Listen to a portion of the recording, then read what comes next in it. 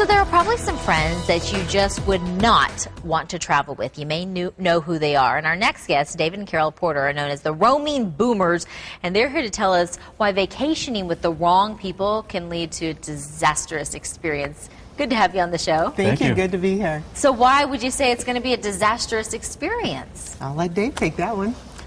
Well, we have a disastrous experience in our past. I won't say who or when, but we were on a 3-week excursion in a foreign country with a very hard-charging, self-loving person, and it turned into hell. Hell on earth. Yeah. Hell on earth. And so you're in a foreign country, and there you are. So we came away from a wonderful traveling experience with friends, and so I thought, there was a striking difference in the two. So what makes the difference between one and the other? And what did you find that it was? Well, the first thing I think that people need to do is choose carefully. If you're going to go spend a prolonged period of time with people in a car, an airplane, wherever it might be, you want to think carefully about who you're going to do that, because when people are tired, they're traveling, they're tired, they're in confined spaces, and sometimes evil monsters can come out of people that you didn't know existed. Right, because you spend so much time with them, you kind of, all the walls go down. Absolutely. Secondly, you got to start small. I mean, don't make your first travel adventure hiking across Africa's Serengeti.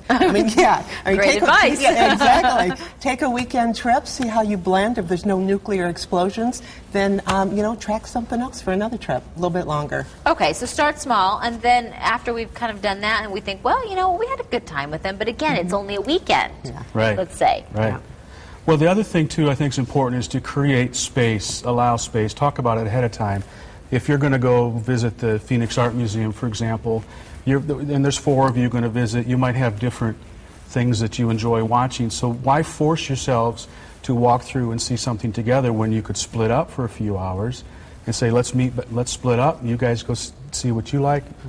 We'll come back. And that's a great point, because there's kind of like this unwritten expectation, I would assume, that if you're vacationing with somebody else, be it girlfriends, couples, guy friends, that you're kind of all going to be together all the time. Yeah. But maybe you're better served, providing a little alone time. Right, which brings us to the next point, and that's to kind of have a basic itinerary and talk about expectations before you even leave. I mean, I like to have a travel planning dinner party, uncork a nice bottle of wine, talk about what are your expectations. Does one party expect to spend the whole time on the beach while someone else is going to hike the hiking trails? Big problem if you only have one car and you don't have the expectations down. So it stays for a lot of disappointments. Okay, and then lastly, you would suggest what? Create just some free space that you decided ahead of time, so that you have time to go be alone, so that you're not, again, forcing yourself to be with one another 24/7. The trip that we just get on, for example, our friends were business owners from Michigan, so we agreed ahead of time that we aren't going to start our travel day together until 11 o'clock.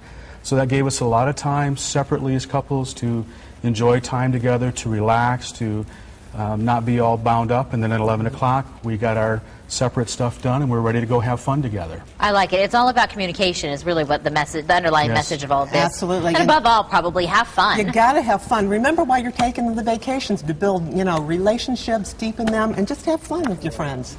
I think I might have to take you up on that. When's our next trip?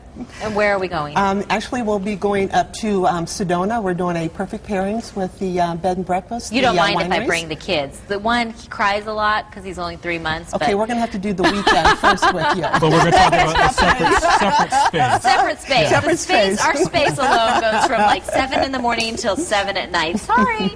That's when the baby will be in bed. All right, thanks a lot, guys. We do appreciate it. And we're going to have a link to your website on our website, of course, Sonoran.com. Happy travels to you. Thanks, Stephanie. Traveling roamers. Thanks for making some time for us. We will see you back here tomorrow.